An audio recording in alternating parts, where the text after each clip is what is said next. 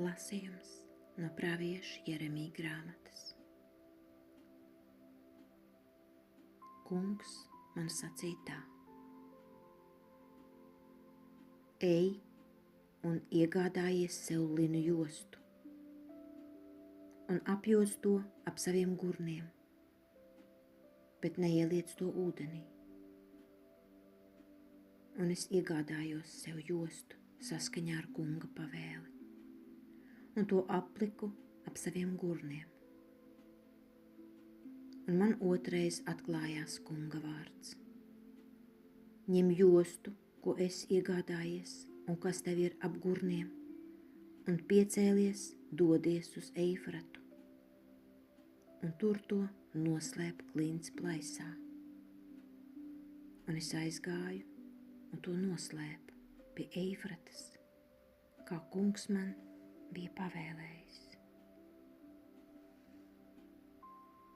Un notika, ka pēc daudzām dienām kungs man sacīja: celies, ej uz Eifratu un paņem no turienes jostu, ko biju tev licis tur noslēpt. Un es aizgāju uz Eifratu un izraku un paņēmu jostu no tās vietas, kur biju to apslēpis. Bet lūk, josta bija sapuvusi.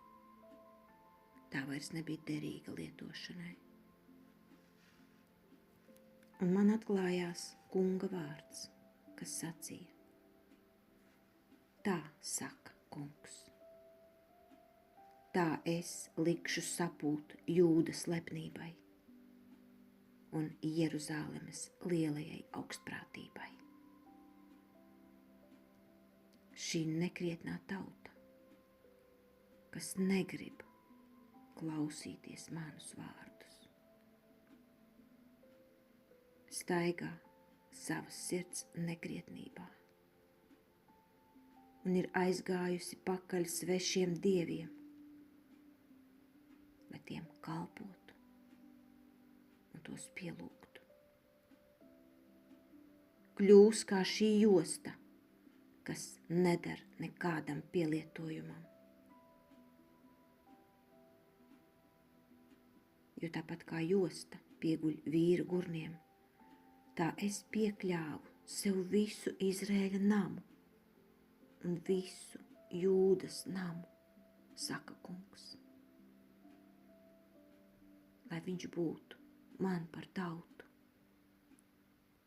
par manu vārdu un slavu un godu. Bet viņš neklausījās.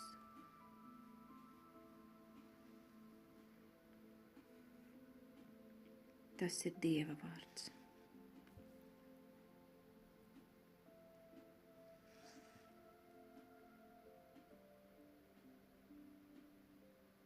Atceries Dievu, savu radītāju.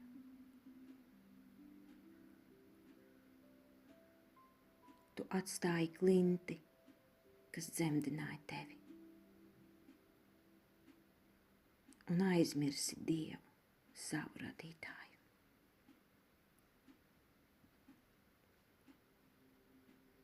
Kungs to redzēja un sāka nicināt, jo viņu aizkaitināja paša dēli un meitas. Un viņš sacīja: es apslēpšu no viņiem savu vaigu un noskatīšos uz viņu beigām,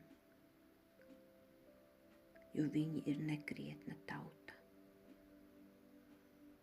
un neusticīgi bērni.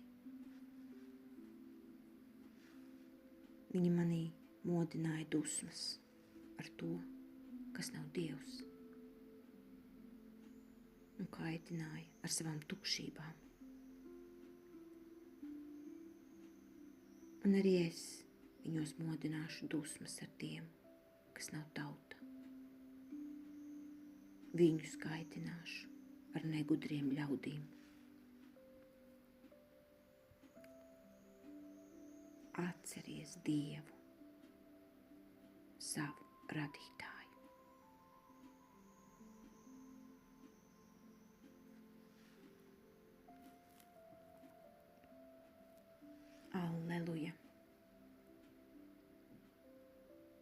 Pēc savas gribas Tēvs mūs ir dzemdinājis ar patiesības vārdu, lai mēs būtu it kā viņa radījuma pirmdzimtie.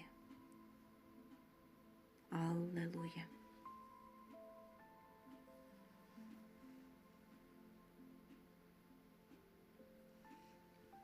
Lasījums no Svētā evaņģēlija, ko uzrakstījis Matejs.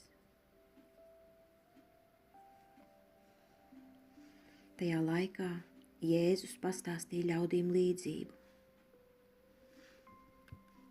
Debesu valstība ir pielīdzināma sinepju graudam, ko cilvēks paņēma un iesēja savā tīrumā. Tā ir vismazākā no visām sēklām, bet, kad izaug, kļūst lielāka par citiem dārza stādiem un kļūst par koku, tā ka debesu putni nāk un dzīvo tā zaros. Viņš tiem sacīja vēl citu līdzību. Debesu valstība pielīdzināma raugam, ko sieviete ņem un iejauc 3 mēros miltu, kamēr viss sarūkst. Šo visu Jēzus runāja ļaudīm līdzībās, un bez līdzībām viņš tiem nerunāja neko. Tā vajadzēja piepildīties pravieša vārdiem. Savu muti es atvēršu līdzībās, atklāšu to, kas no pasaules radīšanas bija apslēpts.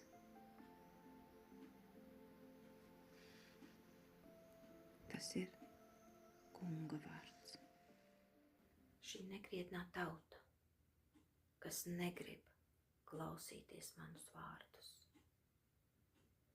staigā savas sirds nekrietnībā, savas sirds gudrībā, savas sirds pārdrošībā, savās iegribās, savā egoismā, staigā savos ceļos un negrib klausīties manos vārdos. Šī nekrietnā tauta. Dievam ir svarīga visa tauta, un arī mums nedrīkst būt maz svarīgi, ko dara mūsu tauta. Jā, mēs atbildēsim katrs par saviem darbiem, katrs par sevi, bet mēs esam kādas tautas daļa. Un ko dara mūsu tauta? Tā saka Kungs. Tā es likšu sapūt Jūdas slepnībai un Jeruzālemes lielajai augstprātībai. Te tikpat labi mēs varam likt savu vārdu, savas tautas vārdu, savas zemes vārdu. Tā es likšu sapūt Latvijas slepnībai un Rīgas lielajai augstprātībai. Tā es likšu sapūt Daigas slepnībai un Daigas lielajai augstprātībai. Lepnībai un augstprātībai ir jāsapūst. Tai nav nekas kopīgs ar Dievu mīlestību, ar pazemību, ar lēnprātību. Tas ir pilnīgi cits gars, lepnības gars, augstprātības gars. Tam ir jāpazūd, tam ir jāsapūst, kā tai jostai. Kungs, palīdz man staigāt tavā garā, mīlestības garā, miera garā, pazemības garā, lai mana lepnība un augstprātība sapūst. Un no dziedājuma mani uzrunāja pirmās 2 rindiņas. Tu atstāji klinti, kas zemdināja tevi, un aizmirsi Dievu, savu radītāju. Šajos vārdos ir katra cilvēka nepareizās izvēles traģisms. Tu aizmirsi Dievu, savu radītāju. Tu dzīvoji pēc savas gribas. Tu dzīvoji savā spēkā. Tu biji visvarens. Tu kontrolēji savu dzīvi. Tu valdīji. Un tad pienāk brīdis, kad kaut kas sagriežas ar kājām gaisā, kad tu zaudēji kontroli, kad tu vairs nespēji valdīt, vai kāda slimība, vai kāda katastrofa, un tu saproti, cik tu esi mazs, niecīgs, bezspēcīgs. Un acīm redzot, tādām lietām ir jānāk par mums, lai mēs atcerētos Dievu, savu radītāju. Es nesen lidoju ar lidmašīnu un atcerējos reiz dzirdētu stāstu, ka tad, kad lidmašīna krīt, tad visi pēkšņi kļūst ticīgi. Visi. Jo tad cilvēks ieraug to pēdējo robežu. Un tad vispārējais kļūst nesvarīgs. Tas ir brīdis, kad cilvēks atceras Dievu, savu radītāju. Bet būtu daudz gudrāk meklēt Dievu jau tagad. Nevis gaidīt, kad kritīs lidmašīna vai notiks kas cits. Meklēt Dievu katru dienu, saukt uz viņu, klausīties viņā un ļaut viņam tevi mīlēt, jo tas ir tas, ko viņš augst visvairāk. Tevi mīlēt, tevi piespiest, kā šeit vārtos bija teikts. Jo tāpat kā josta pieguļ vīra gurniem, tā es piekļāvu sev visu Izraēļu namu. Dievs vēlas tevi cieši piespiest sev klāt. Cieši, lai tu būtu viņa un viņš būtu tavs. Vai es būtu viņa un viņš būtu mans uz mūžiem, nešķirami, lai mēs neaizmirstu Dievu, savu radītāju. Katrā situācijā, lai viņš būtu mums tuvu klāt, lai mēs justos droši un pārliecināti, jo mēs zinām, kas ir mūsu radītājs, kas ir mūsu tētis, kas mūs tik ļoti mīl un tik ļoti tuvu piespiež sev klāt. Tā ir laime nonākt līdz tādai apziņai, līdz tādai saprašanai, ka Dievs tevi ļoti, ļoti mīl, ļoti, ļoti ilgojas pēc tevis un ilgojas tevi piespiest sev cieši klāt, ka viņš tevi netiesā, viņš tevi gaida vienmēr ar atklāstām rokām. Tā ir laime to saprast. Tā ir patiesa laime. Lai slavēts Jēzus Kristus. Šodienas lasījumos es gribu runāt par šo te rakstu vietu, kas ir no vecās derības. Šī nekrietnā tauta, kas negrib klausīties manus vārdus, staigā savas sirds nekrietnībā. Uzrunāja vārdi, kas negrib klausīties manus vārdus.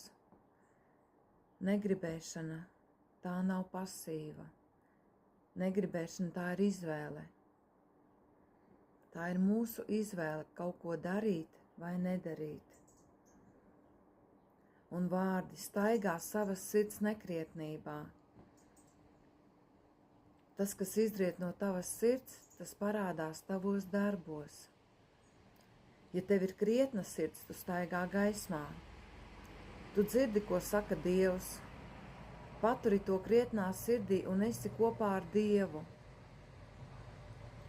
Šī nekrietnā tauta, kas negrib klausīties manus vārdus, staigā savas sirds nekrietnībā. Dievs visu redz. Viņam nav apslēptas mūsu pat visslēptākās domas. Viņš redz sirds attieksmi, redz mūsu vēlmes. Kā tauta var to nesaprast? Tauta, kurai Dievs ir radījis tik daudz brīnumus. Viņš ir rādījis tos brīnumus, viņš ir tos darījis.